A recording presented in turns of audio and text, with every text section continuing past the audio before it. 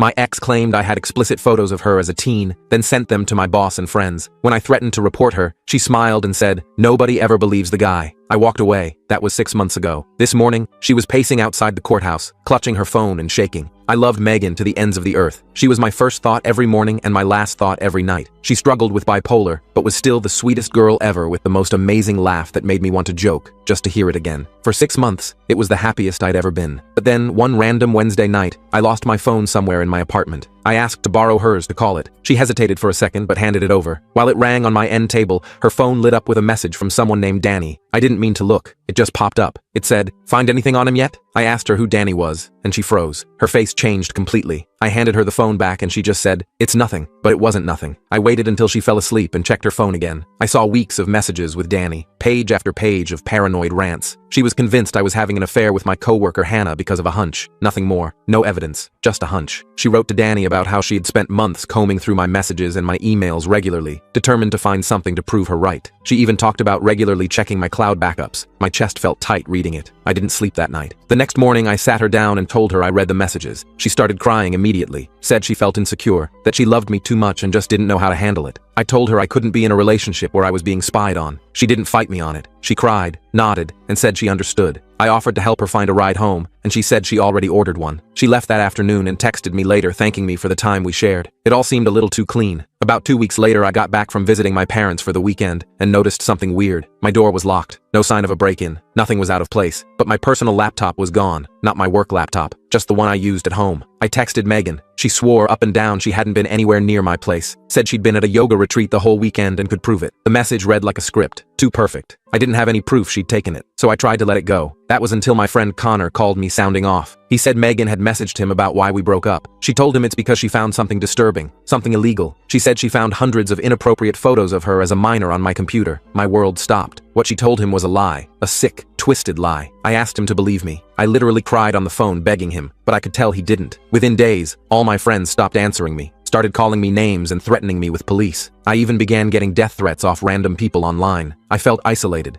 alone, hated. Megan was spreading this lie to everyone. And then HR called me into a meeting. They said they'd received anonymous emails with attachments. They didn't tell me what the attachments were, but I already knew. They told me I was suspended pending an investigation, and I needed to surrender my devices. That night, 2 detectives came to my apartment with a warrant. They took every device I owned. I tried telling them my ex was setting me up, but they refused to even look at me. Afterwards, I did the only thing I could think of. I got a lawyer, a cheap one, the only one I could afford. The first thing he told me was to cooperate fully, and even though I listened to him, it didn't matter, because a week later, he called me. He'd gotten a heads up from the detective that seized my devices. They had found images in a hidden folder on my work laptop, images of Megan when she was 13, and they were pressing charges. My world stopped. I felt like I couldn't breathe. Megan had somehow transferred the files over to my work laptop. I had no idea how, but it didn't matter. My life was crumbling, and before I knew it, officers were at my doorstep, bringing me in for questioning. They proceeded to interrogate me all day, doing everything they legally could to get a confession. They offered me all they could, promised to finally bring me what they were withholding from me: food, water. My lawyer did come in to talk to me, but he was useless. He told me to plead guilty. He even looked at me like I was lying when I swore I was innocent. I remember lashing out at him, telling him I didn't want his services, and so he left. The officers went back to trying to get a confession out of me, but I refused to give in, and after a little,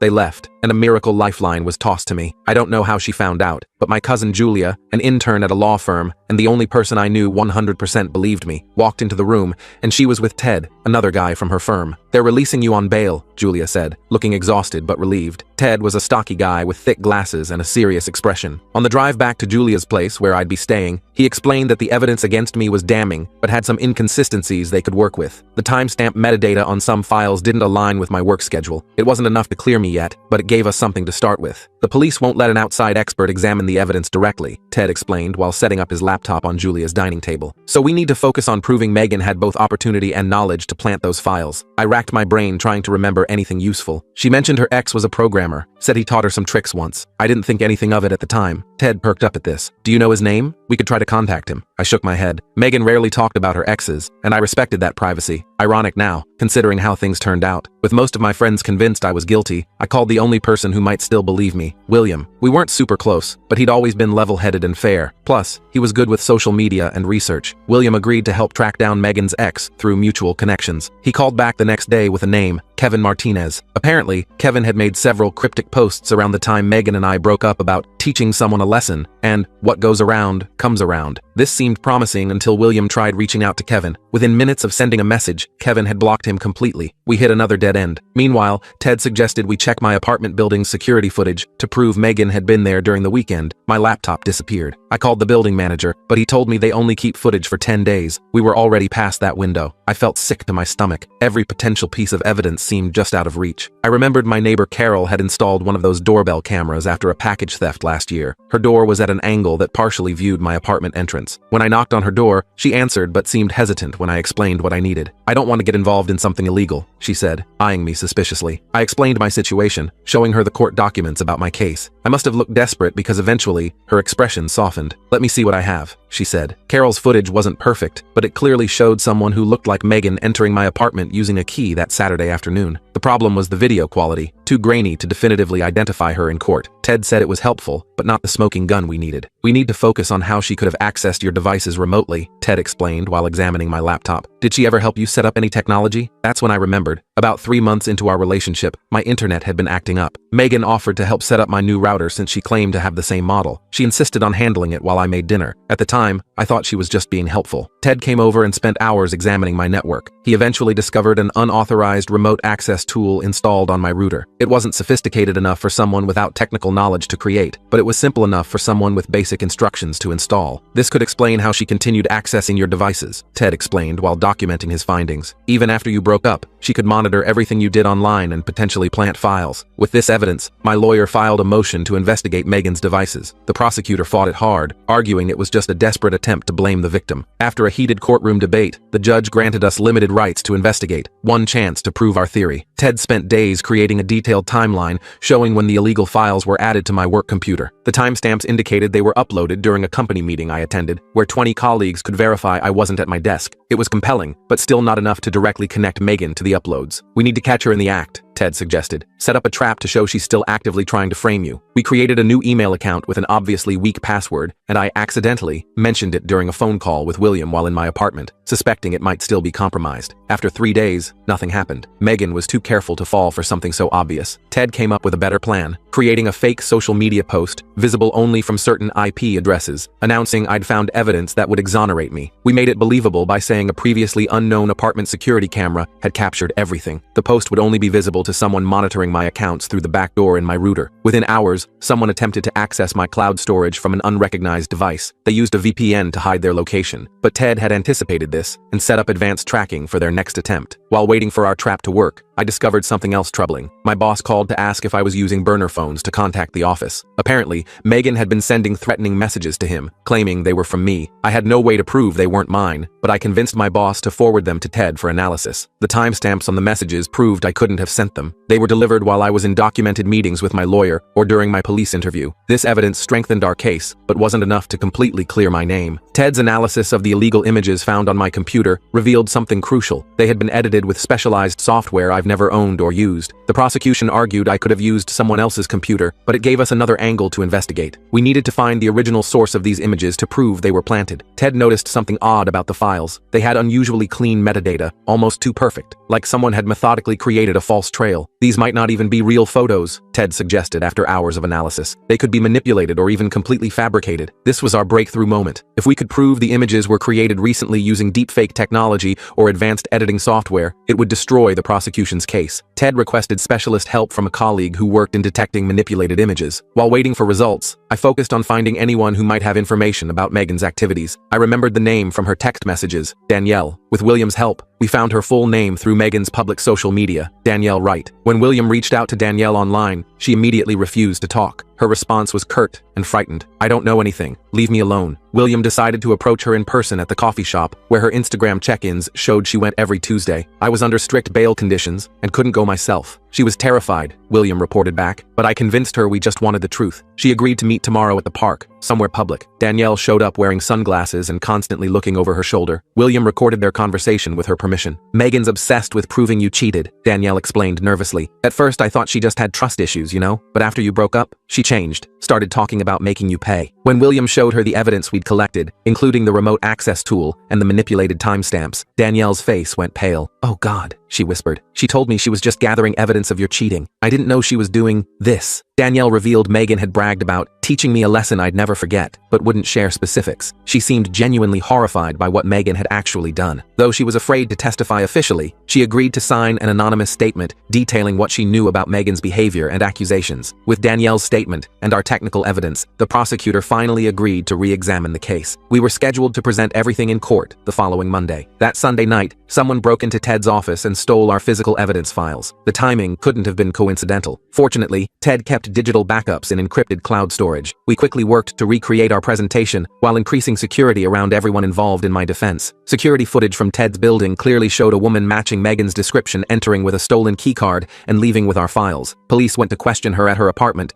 but she had already cleared out. Her neighbor said she left with a suitcase the previous evening. At this point, the police started taking our claims more seriously. They issued an alert for Megan, but couldn't locate her. I lived in constant anxiety, not knowing where she was or what she might do next. A break came from an unexpected source. Megan's friend Rachel posted a photo on Instagram with a location tag at a lake house about 2 hours outside the city. The caption read, "Girls' Weekend Getaway," with Megan clearly visible in the background. Police located the cabin and found not only Megan, but also a laptop containing software for manipulating images and creating deep fakes. When confronted with the evidence, Megan broke down completely. She admitted to creating the images herself, using photos from innocent family albums she'd seen at my apartment. Combined with deep fake technology her ex had taught her how to use, she confessed to everything, planting the files, sending the fake threats, breaking into Ted's office. The detective who had originally looked at me with such disgust now couldn't meet my eyes when he came to tell me the charges were being dropped. "We owe you an apology," he said stiffly. "We should have investigated more thoroughly before making assumptions." The nightmare wasn't over yet. Megan was charged with filing false reports, evidence tampering, breaking and entering, and harassment. She was released on bail pending a psychiatric evaluation and trial. I thought I could finally breathe easier, but the damage to my reputation had already been done. People who had seen the accusations online didn't necessarily see the retraction. Former friends who had cut contact didn't all reach out to reconnect. My suspension from work was lifted, but co-workers still whispered when I walked by. I returned to my apartment after staying with Julia for weeks, only to find someone had spray-painted "Predator" on my door. The building management promised to remove it immediately, but the message was clear. Some people would always believe the worst. My lawyer advised me to file for a restraining order against Megan, which was quickly granted. I changed all my locks, passwords, and contact information. Ted did a complete sweep of my apartment and devices to remove any remaining monitoring software. Just when I thought things might be stabilizing, I started receiving anonymous text messages. "This isn't over," and "You'll pay eventually." I couldn't prove they were from Megan, but who else would it be? The messages were coming from different burner numbers, making them impossible to block effectively. I reported them to the police, but there wasn't much they could do beyond documenting them as potential restraining order violations. Ted suggested setting up monitoring on my accounts to track any unauthorized access attempts. The results were disturbing. Someone was still trying to breach my email and cloud storage almost daily. The attempts were coming from an internet cafe near where Megan's friend Rachel lived. When police investigated, the cafe owner confirmed seeing someone matching Megan's description